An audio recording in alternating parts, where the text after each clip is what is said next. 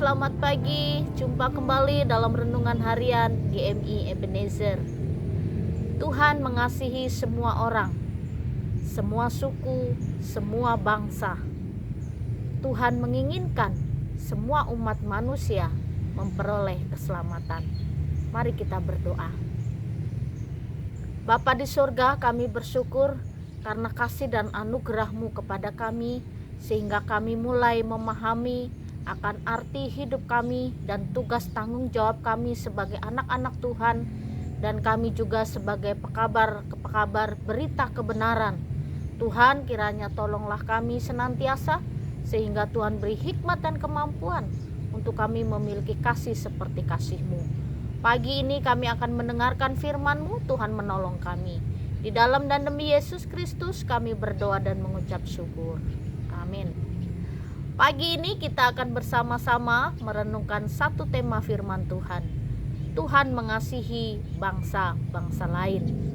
Di dalam Kisah Para Rasul ayat 11, pasal 11 ayat 18, demikian bunyi firman Tuhan. Ketika mereka mendengar hal itu, mereka menjadi tenang, lalu memuliakan Allah. Katanya, jadi kepada bangsa-bangsa lain juga Allah mengaruniakan pertobatan yang memimpin kepada hidup. Ini adalah satu peristiwa di mana Petrus mempertanggungjawabkan baptisan Kornelius. Zaman itu, gereja mula-mula, mereka hanya memahami dan mengerti bahwa Yesus Kristus itu hanya milik orang Yahudi, dan keselamatan di dalam Yesus hanya untuk orang Yahudi. Tetapi ketika malaikat Tuhan menjumpai Petrus dan memerintahkan Petrus untuk membaptis Kornelius, orang non-Yahudi, bagi mereka ini pengalaman yang berbeda dan pengalaman yang baru. Malaikat Tuhan mengingatkan kepada Petrus bahwa apa yang Tuhan katakan halal jangan kau haramkan. Karena bagi orang-orang Yahudi, orang non-Yahudi adalah orang-orang yang najis, orang-orang yang haram. Orang Yahudi tidak bergaul dengan orang-orang non-Yahudi, dan orang-orang Yahudi juga tidak bergaul dengan orang-orang di luar orang Yahudi.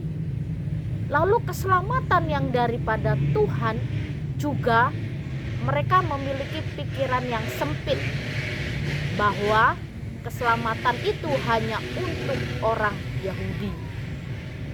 Lalu ketika malaikat menyampaikan berita itu kepada Petrus, Petrus pun memiliki satu pengalaman yang baru, bahwa Tuhan mengasihi bangsa-bangsa lain.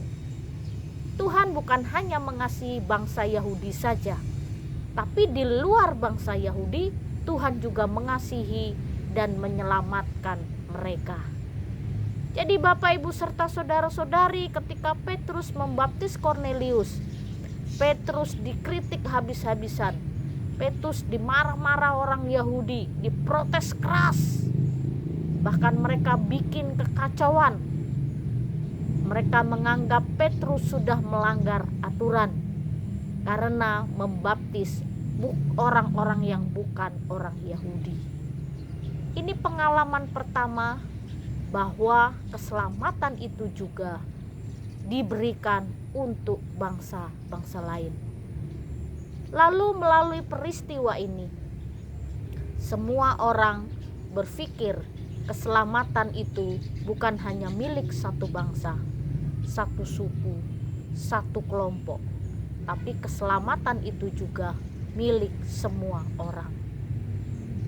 Mungkin selama ini kita juga berpikir demikian, bahwa kekristenan, agama Kristen, menjadi orang Kristen itu hanya milik golongan-golongan tertentu. Tapi orang-orang lain di sekitar kita yang belum mengenal Kristus, kita berpikir mereka bukan kelompok kita, mereka bukan orang kita, mereka bukan sesuku dengan kita, mereka tidak punya latar belakang sama dengan kita. Banyak orang berpikiran sempit. Saya tidak menyalahkan kita memiliki pikiran sempit, tapi mari kita buka seluas-luasnya pemahaman dan pemikiran kita. Kita belajar dari para rasul, dan juga Tuhan menyatakan kebenaran-kebenaran dalam pelayanan mereka, bahwa orang-orang lain di luar suku kita, mereka juga berhak menerima keselamatan, dan mereka juga berhak menerima kabar baik yang kita sampaikan. Bapak, Ibu, serta saudara-saudari, Tuhan mengasihi suku-suku yang lain. Tuhan mengasihi semua orang dari berbagai macam latar belakang pendidikan yang berbeda, dari latar belakang ekonomi yang berbeda. Tuhan mengasihi mereka. Tuhan menginginkan semua orang memperoleh keselamatan. Dan keselamatan ini juga harus kita sampaikan kepada semua orang, sehingga banyak orang yang bertobat menerima Yesus Kristus sebagai Tuhan dan Juru Selamatnya. Renungan pagi ini mengingatkan kita kembali bahwa Tuhan mengasihi orang-orang di sekitarmu, orang-orang yang berbeda suku, orang-orang tetangga kanan kirimu yang berbeda sama sekali dengan engkau, tapi merekalah menjadi target kita untuk memberitakan kabar baik supaya mereka mengalami pertobatan dan hidup dalam kebenaran di dalam Kristus. Oleh karena itu, sampaikanlah berita kebenaran kepada semua suku dan semua orang. Kiranya Tuhan menolong kita. Mari kita berdoa. Engkau besar atas hidup kami. Engkau berkuasa atas hidup kami. Engkau juga berkuasa atas masa depan kami. Kami mau menyerahkan Tuhan untuk setiap hal yang Tuhan inginkan kami lakukan. Mampukan kami untuk memberitakan kebenaran sehingga orang mengalami pertobatan. Dan ketika mereka bertobat menerima Engkau sebagai Tuhan dan Juru Selamat mereka, mereka juga menyelamatkan dirinya dan mereka menemukan ada Sang Juru Selamat yang mampu menolong mereka.